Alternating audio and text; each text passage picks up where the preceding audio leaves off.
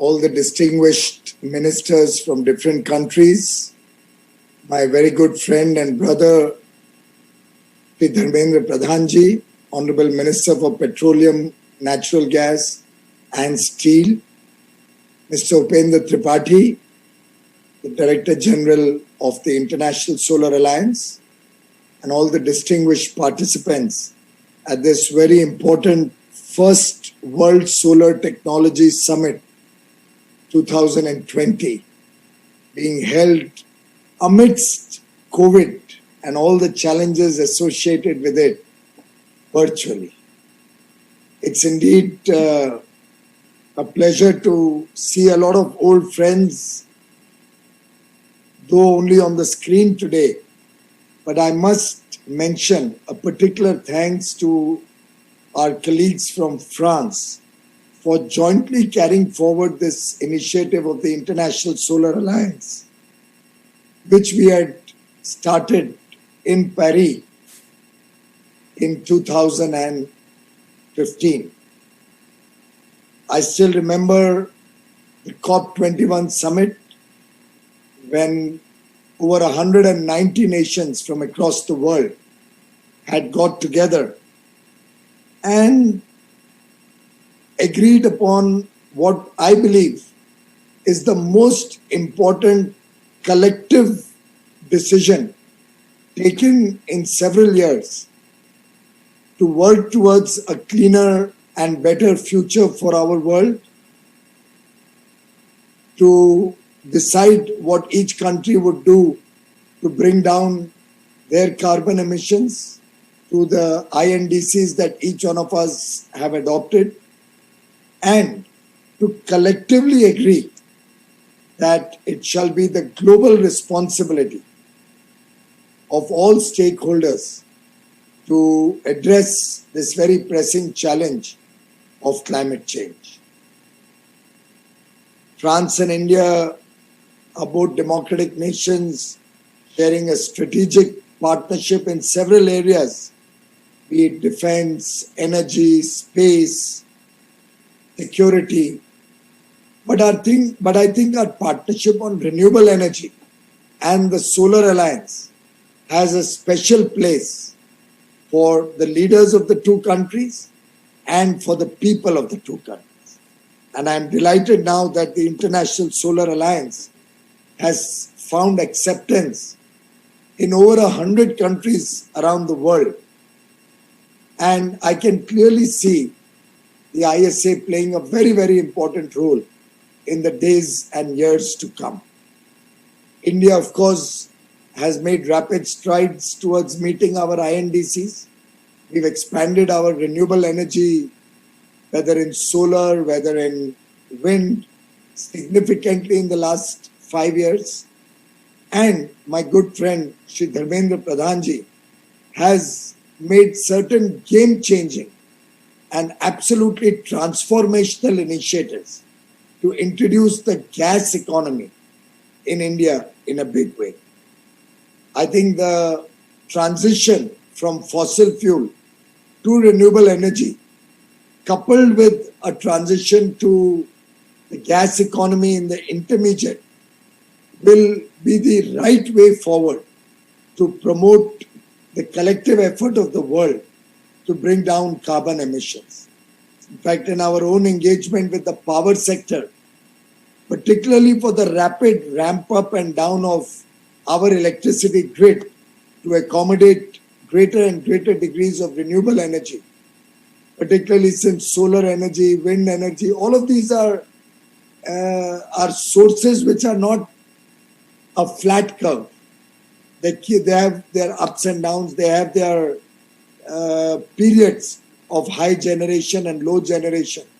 And therefore, gas provides that buffer, gas provides that transition, gas provides cleaner energy than coal or diesel, and helps us to meet the emergent needs to balance our grid and keep the grid stable for greater and greater degree of transition to renewable energy.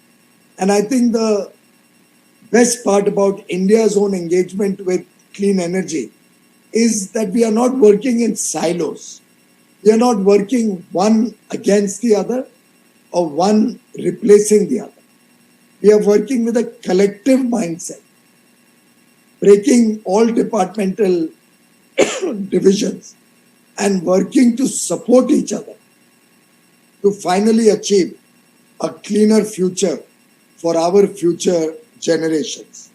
In fact, the mankind today that we all are a part of was created by fossil fuels.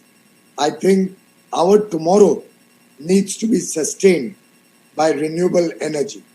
And that's the effort that the International Solar Alliance is trying to promote all across the world.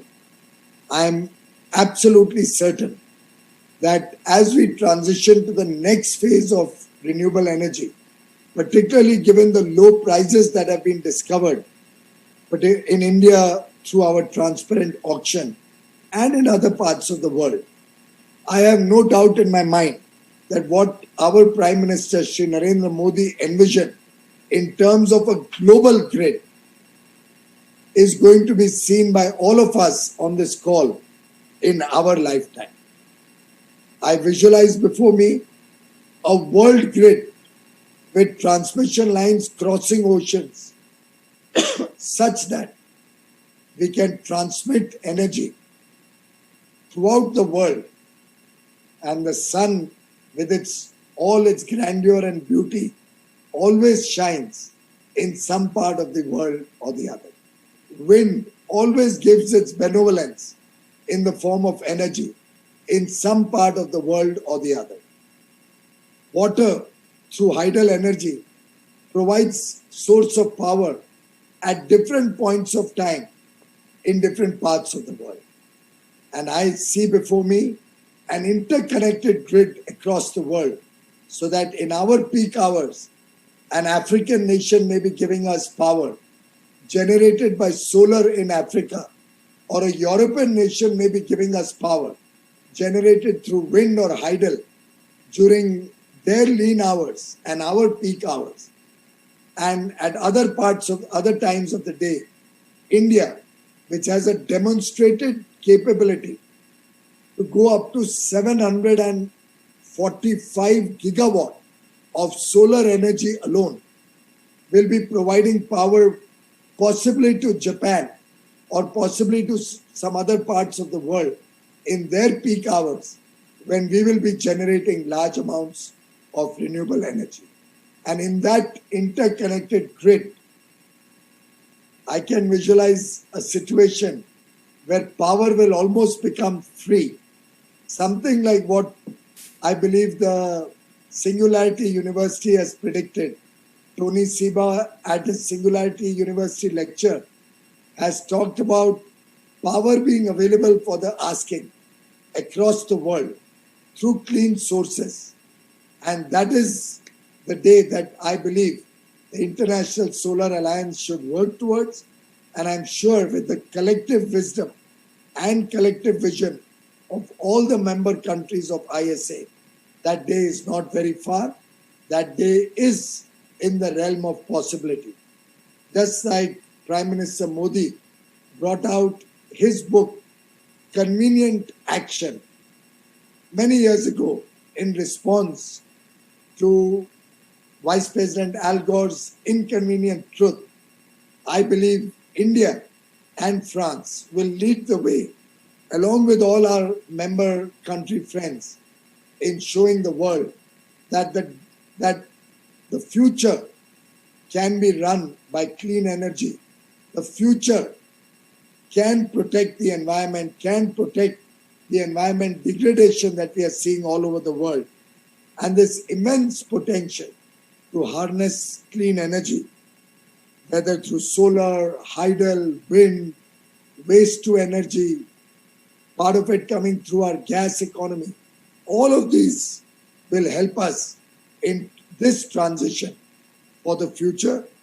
I am sure the reality, the stark reality, which faces us, all of us in our face, of a dangerous future if we do not set our house in order, will force nations around the world to become more conscious, more energy efficient, and more responsible citizens of the globe.